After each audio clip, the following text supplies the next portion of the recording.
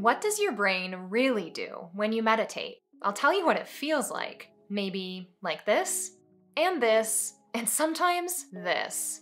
I'm a yoga therapist and meditation teacher, and one of the most common complaints that I get here on my YouTube channel or with my clients is I'm bad at meditating because I can't stop thinking. Controlling mind wandering to even want to meditate or to improve meditation outcomes is probably the #1 concern that I personally have in my life right now. I've been sleeping horribly, having trouble falling asleep, staying asleep. I know there's more stress in my life, and I realized that nothing's gonna change unless I do something about it. So I decided to run an experiment on myself. What's my brain really doing when I'm meditating? I know that I'm bouncing from thought to thought, but what's going on beneath the surface? And what can help me develop a consistent meditation practice that I'll look forward to? Thanks to Muse for sponsoring this video, because with this device, I can actually find out. Muse is a wearable headband that tracks the electrical activity of your brain, as well as your heart rate and movement. You can wear it to track your sleep,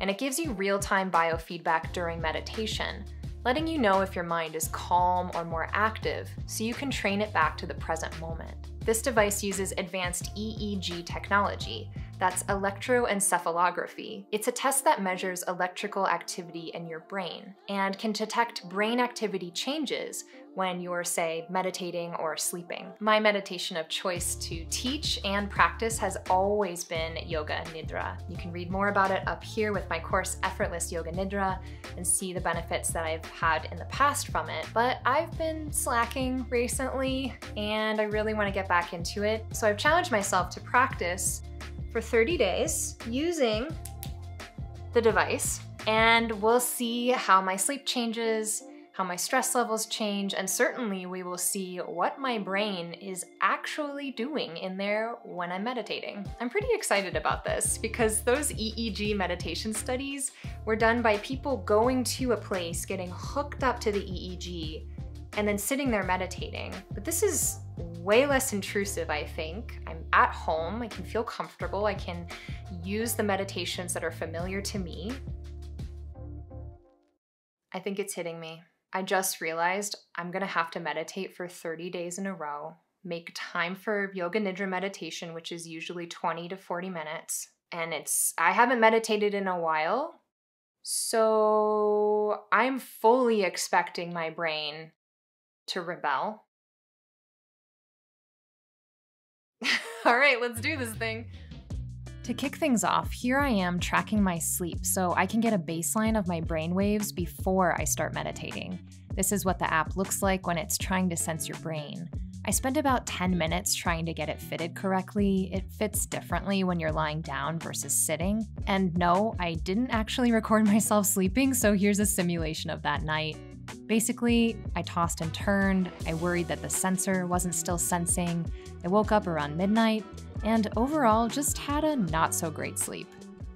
I'm using the Muse S Gen 2 along with the premium version of the app over the next 30 days, and those were both gifted to me by Muse, the company, but I'm gonna let you know my honest opinions about all of it. This will be tracking my brain activity as well as breath, body movement, and heart rate. EEG studies have shown that meditation can produce changes in brainwave activity.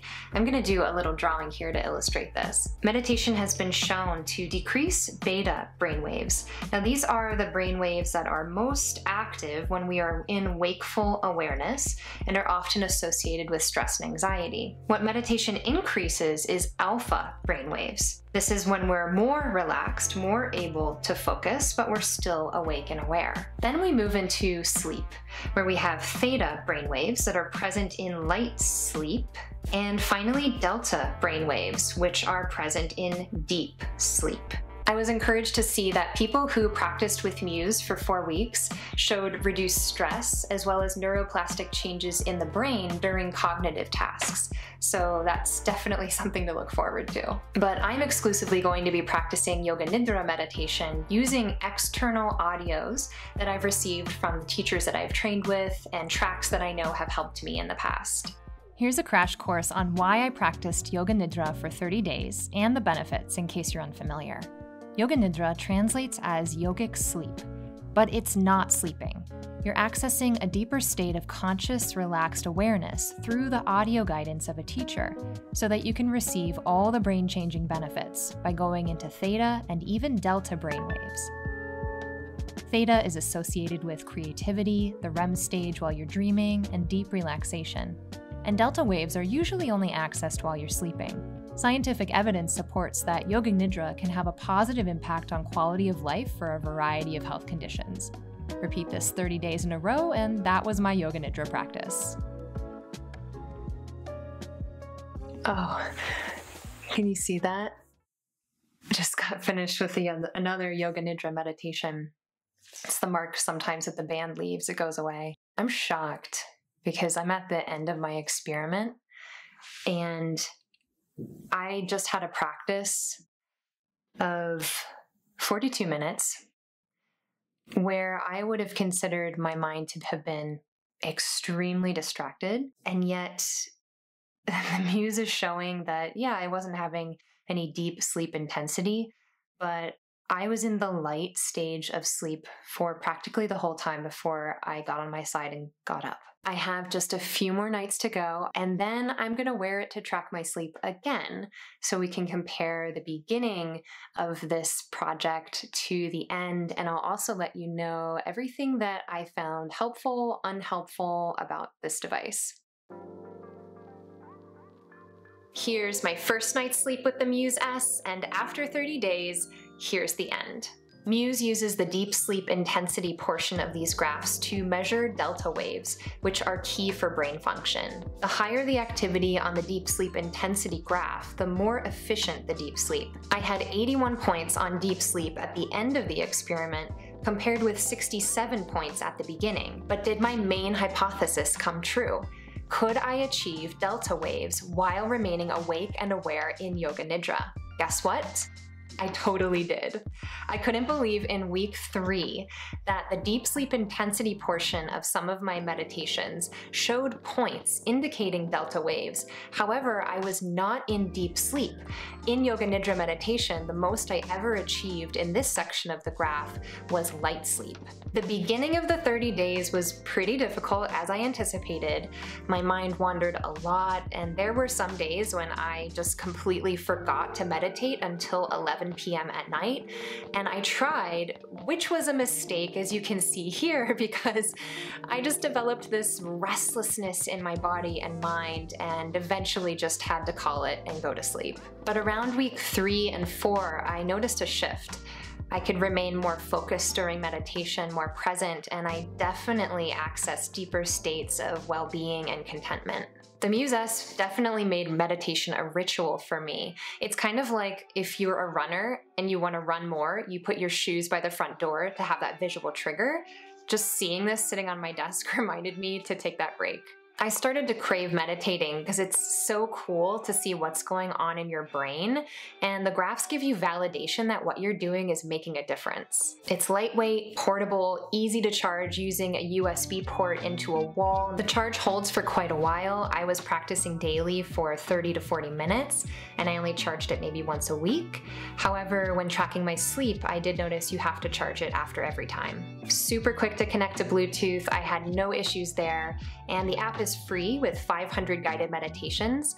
If you want to connect your own meditations and external audios that you use, then you can opt for the premium subscription like I did. Muse gave me a coupon code for you if you want to start your own meditation journey with this device. So use the code Caren, that's Caren with a C, for 10% off your purchase. If you're the type of person like me who likes to know why things work and what your brain is really doing, then I think the Muse is a really helpful tool. If you're going to get started with this device, then here are a couple tips that I learned along the way to save you some time and frustration. First is the most obvious. It's getting this to fit properly around your head to make sure that it's properly tracking and it syncs up with all of the sensors that it needs, which includes things on the front of the forehead, but also along the sides. So you'll need to pull your hair back, have clean skin, and sometimes even dampen the skin is what it recommends. This was a little frustrating for me right off the bat trying to use this for the first time. I just didn't know how tight it needed to be. So the band is super easy to adjust and it has a magnetic clasp.